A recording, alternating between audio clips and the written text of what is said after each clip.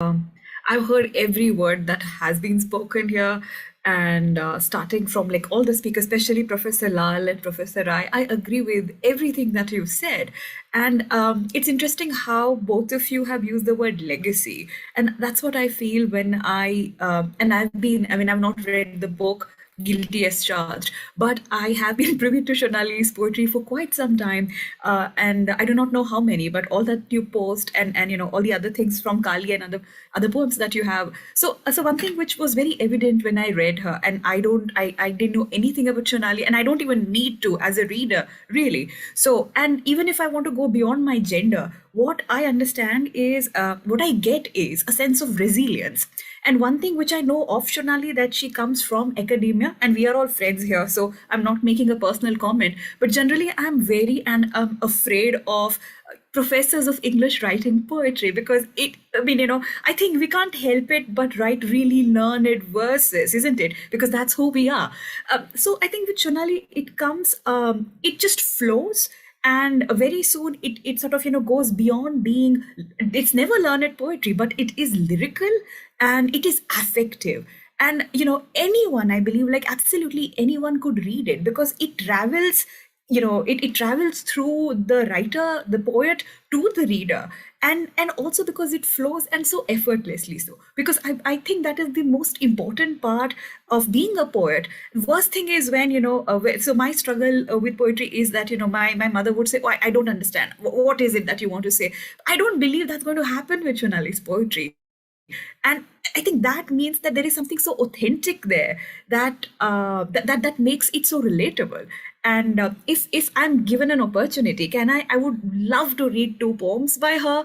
And again, we were discussing and we said, like, I cannot choose one, Shonali, and what kind of a problem is it? And she said that in a world which is marred by all kinds of problems, choosing which poem to read is a good kind of problem. So in any case, I have two which I have shortlisted, and if I'm allowed. So maybe the first which I'm going to read is Light. Oh, don't be so surprised. Fear and hatred have always traveled faster than light. Light will come through, drowning all your sound and fury. Light must come through. Broken, perhaps, but in time. And what do you say to these lines? You don't. You just absorb it. And I think the second and also the last, because I believe there are many people who would want to talk about Shonali's works. So second poem I have chosen today is Voice. For a long time, I was silent. Your loud voice overtook all.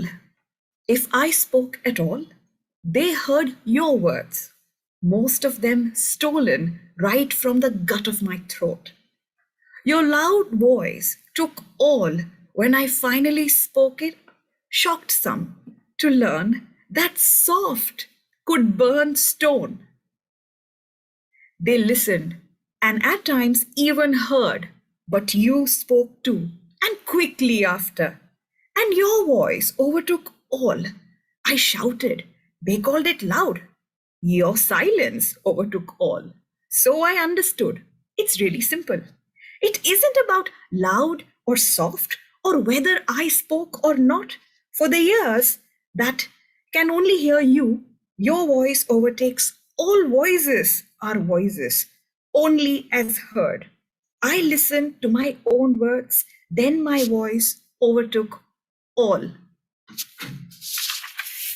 And maybe I don't even have to explain why would I choose this, because at many level I think this embodies probably Shonali's journey. And very soon, I mean, what we see here, and this is this four act that everybody's been talking about, that you begin somewhere and then you edge towards a resolution. And I believe that in this poetry you find that forming already, that your voice is stifled, and at the end of it there is this realization that it is not about the decibel, really. It's about your realization that perhaps your voice matters. And I hope, I pray, and nay, I'm sure, Shonali, that your voice will resound echo, and will inspire so many people. Continue to write. More power to you, Shanali. Thank you.